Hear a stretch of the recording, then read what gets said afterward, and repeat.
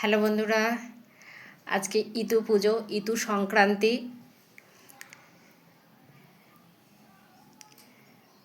আমাদের নিয়ম অনুযায়ী ইতুকে কড়, নোয়া, আলতা পাতা, চেলি কাপড়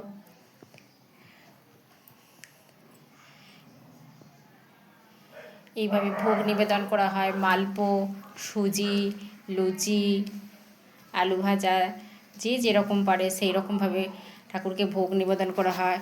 ফল, 5 রকমের ভাজা, মিষ্টি, নতুন গুড়, পাটালি,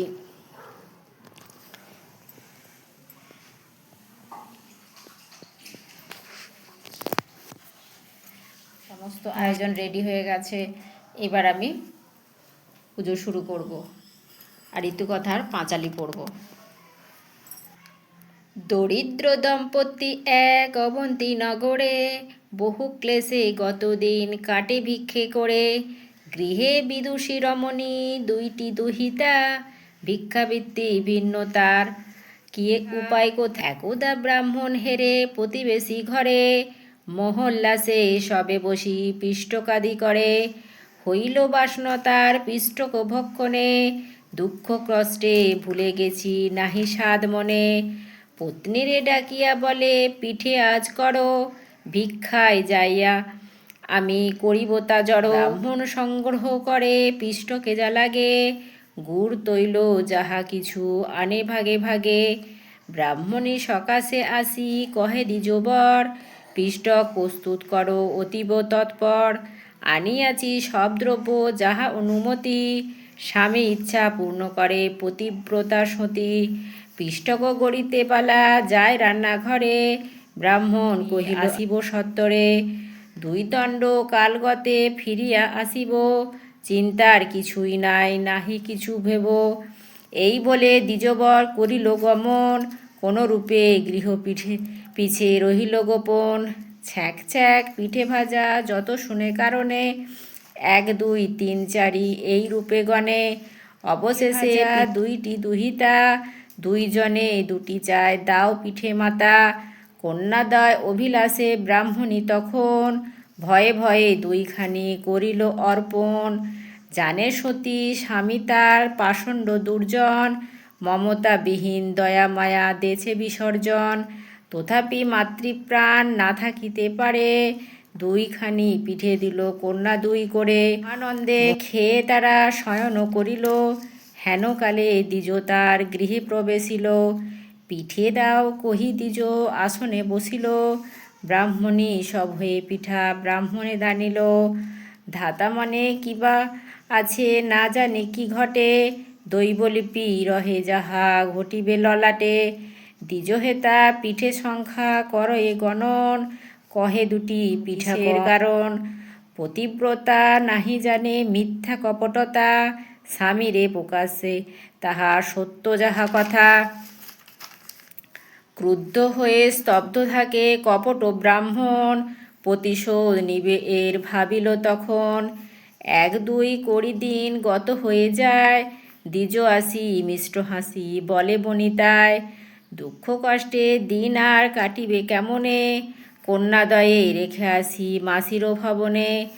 অন্যের অভাব নাহি সেথা কোনো দিন, সংসার তাদের কভু না দুর্দিন। পতিব্রতা নারী জানে স্বামী দেবতা, না কহিল স্বামী বাক্যে অন্য কোনো কথা।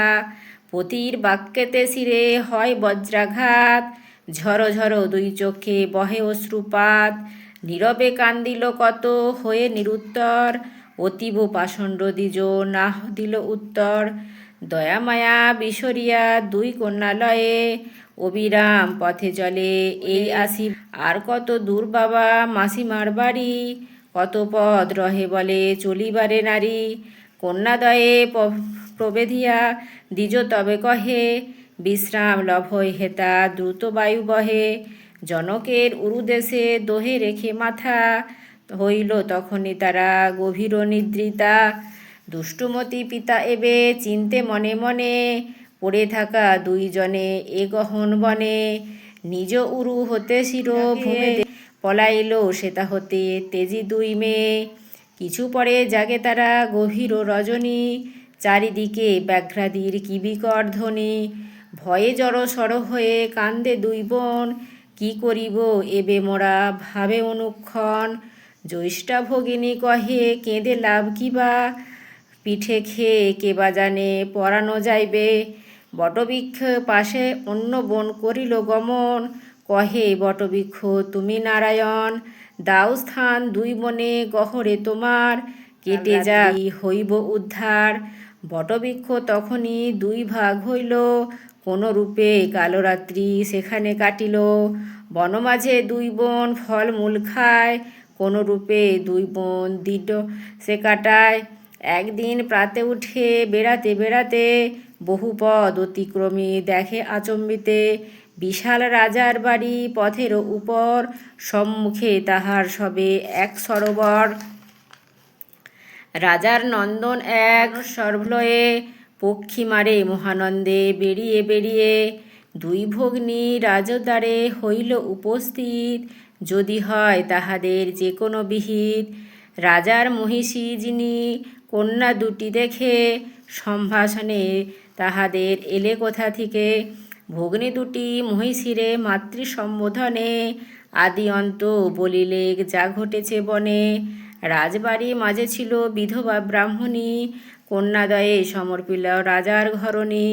যতনে ব্রাহ্মণী সদা নিজ কাছে রাখে, অতি সুখে রহে তারা দুঃখে।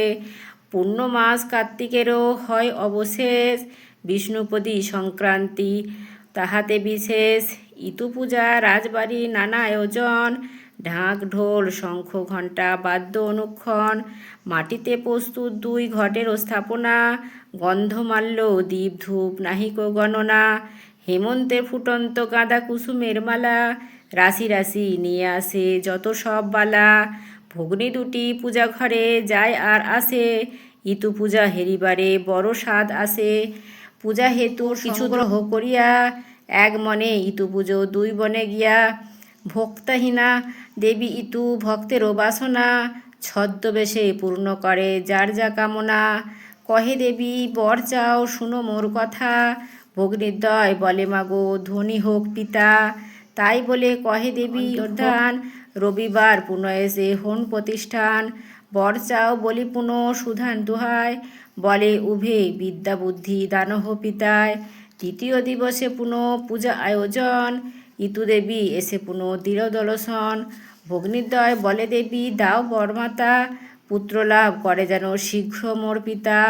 তথাস্তু বলিয়া দেবী হন তিরোভাব, চতুর্থ দিবসে ঘটে পুনঃ আবির্ভাব। ভগ্নী দুই কানে মাতা মোরা দুর্ভাগিনী, স্বামী লাভ করি যেন হই সুভাষিনী। তথাস্তু বলিয়া বর করিল প্রদান, অন্তর্তর দেবী মাতা যান নিজ স্থান। ব্রাহ্মণের মেয়ে দুটো হইল বাড়ন্ত, পিতা সন্ধানে যায় কত দূর পথ। ভিক্ষার্থী সংসার উধলে, ধনে পুত্রে লক্ষ্মী লাভ লোকে ধনী বলে। এত সুখে সখী নয় তাদের জননী, কন্যার বিরহে কান্দে দিবস রজনী। কহে মাতা এ সুদিনে দেখা দাও উবে, চাঁদ মুখ দেখে আমি প্রাণ ধরি তবে। নাহি মানে মাতৃপ্রাণ ধৈর্য হারা হয়, হেনকালে কন্যা দুটি গৃহে প্রবেশ হয়। পিতা মাতা উভয়েতে স্বপ্নে মনে লয়ে, নির্বাক হইয়া থাকে কন্যাপতি চেয়ে। কন্যা দুটি কাছে মাগো দেবী ইতু মাতা, বরদানে এ সংসারে ঘুচাইছ ব্যথা। কার্তিক সংক্রান্তি হতে প্রতি রবিবারে, ইতু পূজা করো তুমি যেন সার। কন্যা দুটি উপদেশে জননী তাদের, প্রতি রবিবারে ইতু যে মায়ের প্রথম পূজাতে বলে শুনো মোর মাতা। ব্রতের নিয়ম হয় পালিতে সর্বথা, উপবাসে দিন যাবে কিছু নাহি খাবে, সাঙ্গ হলে মার পূজা তবে তো খাইবে। ব্রাহ্মণী ক্ষুদায় খান লোভ পরবশে, একাগ্র মনেতে পূজা নাহি হয় শেষে। অন্য রবিবারে কন্যা দেয় মনে করে, উপবাসী থাকো মাগো খেয়েও পূজা করে। ব্রাহ্মণী ভুলিয়া তবু বরবটি খান, ইতু পূজা যে বা ফল নাহি পান। নিষ্ঠাভাব আমি মনে হইয়া সংযত, পালিলা ইতুর পূজা সে কঠির ব্রত। বর্ষে বর্ষে মার্গশীর্ষে ইতু পূজা করে, বিষম দারিদ্র দুঃখ যায় দূরে সরে। যথাকালে কন্যা দুটি শশীকলা প্রায় যৌবন ঈশায় আসি উপনীত হয়। দেবী বরে পাত্র আসে রাজপুত্র সম, জ্যৈষ্ঠার বিবাহ হয় পাত্র অনুপম। কনিষ্ঠা মধ্যবিত্তে হয় সম্প্রদান, শুভদিন হেরে দোহে শুশ্রু গৃহে যান। যৌতুক লইয়া নানা জ্যৈষ্ঠা গর্ব ভরে, মহানন্দে ইতুষ্ঠার করে। ইতুদেবী কৃপা বলে সোনার সংসার, অহংকারে জ্যৈষ্ঠা কন্যা হয় ছারখার। অলক্ষ্মী বলিয়া তারে সর্বজন কয়, লাঞ্ছনা করিয়া পতি হয় দূর করিয়া দেয়। এদিকে